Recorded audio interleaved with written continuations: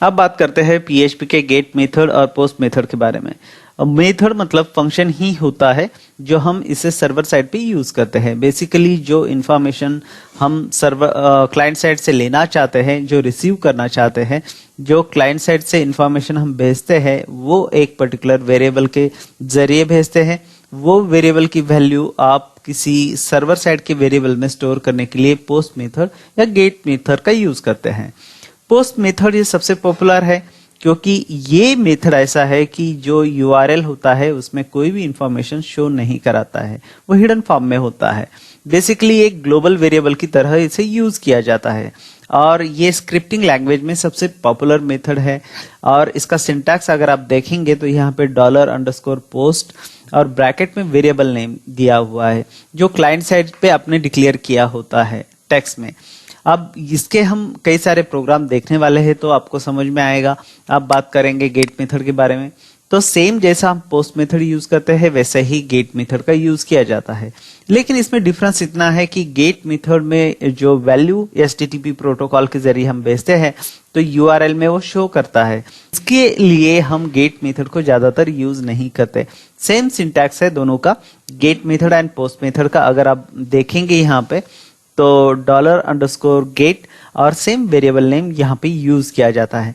Basically आप इस get method और पोस्ट मेथड को यूज करते हैं लॉगिन फॉर्म में, रजिस्ट्रेशन फॉर्म में, एनी काइंड ऑफ फॉर्म। जो भी आप क्लाइंट साइड से इंफॉर्मेशन सर्वर साइड भेजना चाहते हैं या डेटाबेस में स्टोर करना चाहते हैं, वहां पे आप गेट मेथड और पोस्ट मेथड का यूज करते ही करते हैं।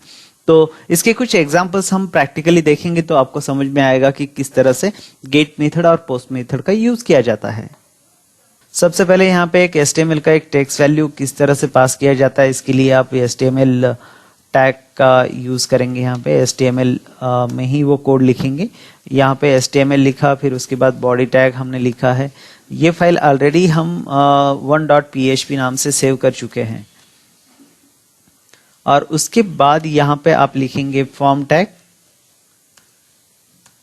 अभी तक फॉर्म टैग का यूज हमने जनरली किया नहीं है, तो यहाँ पे फॉर्म टैग का यूज किस तरह से होता है वो आप देखेंगे।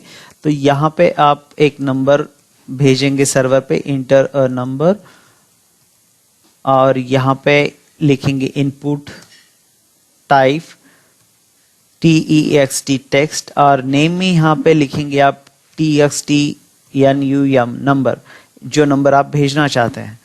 तो कंट्रोल S करेंगे, इसे चेक कर लेंगे कि किस तरह से शो होता है। यहाँ पे रिफ्रेश करेंगे तो यहाँ पे इंटर अ नंबर, एक बटन यहाँ पे यूज करेंगे जिसकी मदद से हम ये इंफॉर्मेशन सर्वर तक भेज सकते हैं। तो यहाँ पे रिफ्रेश करने के बाद ये इस तरह से शो हो जाता है। उसके बाद यहाँ पे सेम वैसे ही इनपुट टाइप, यहाँ पे टाइप चेंज हो जाएगा,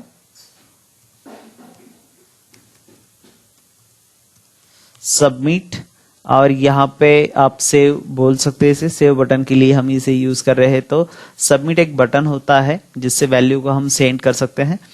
तो ये यहाँ पे कंट्रोल S करने के बाद यहाँ पे जब रिफ्रेश करेंगे तो एक बटन आपको यहाँ पे दिखाई देगा, सबमिट। इसका वैल्यू अगर आप देना चाहते हैं, जो भी है वैल्यू, मैं इसे यहाँ पे सेंड बोलूंगा।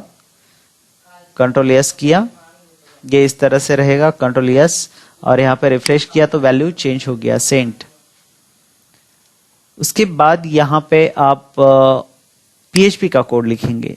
PHP का कोड क्वेश्चन मार्क, इस तरह से PHP हम लिखते हैं। उसके बाद क्वेश्चन मार्क एंगल को क्लोज किया, ये यहाँ पे इसके बीच में PHP का कोड होगा।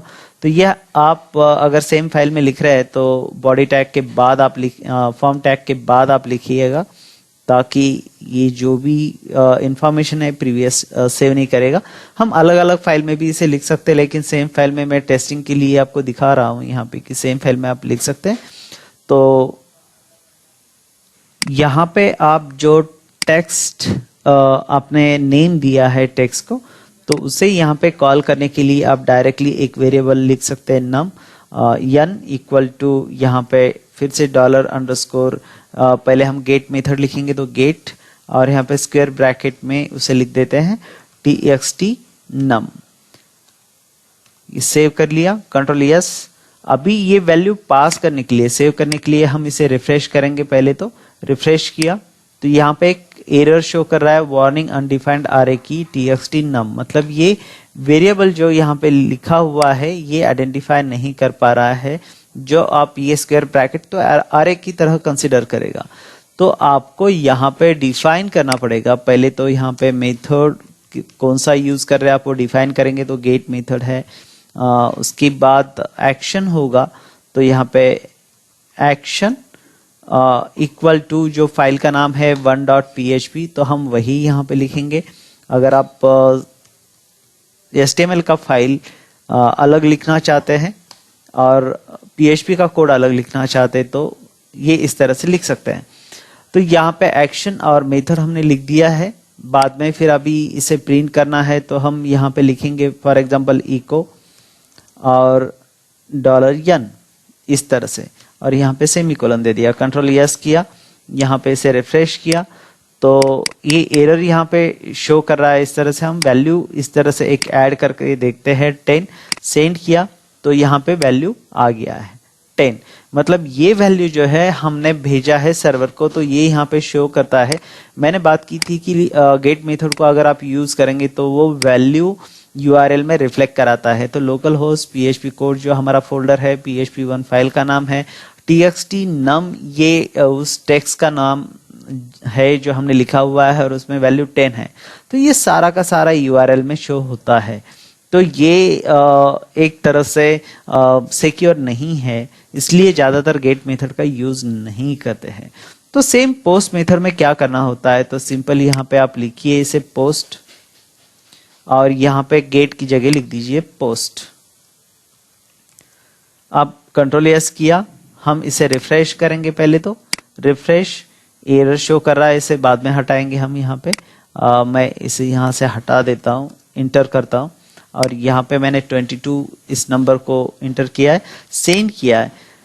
वैल्यू तो शो कर रहा है लेकिन URL में कोई वैल्यू नहीं आया है, तो इसका मतलब ये होता है कि जो पोस्ट मेथड है वो URL में उस वैल्यू को रिफ्लेक्ट नहीं कराता, इसीलिए सिक्योर है, ताकि हम जो भी वैल्यू यूज कर रहे हैं, जो सर्वर को सेंड कर रहे हैं, वो URL में शो नहीं होगा, इसलिए पॉपुलर मेथड है।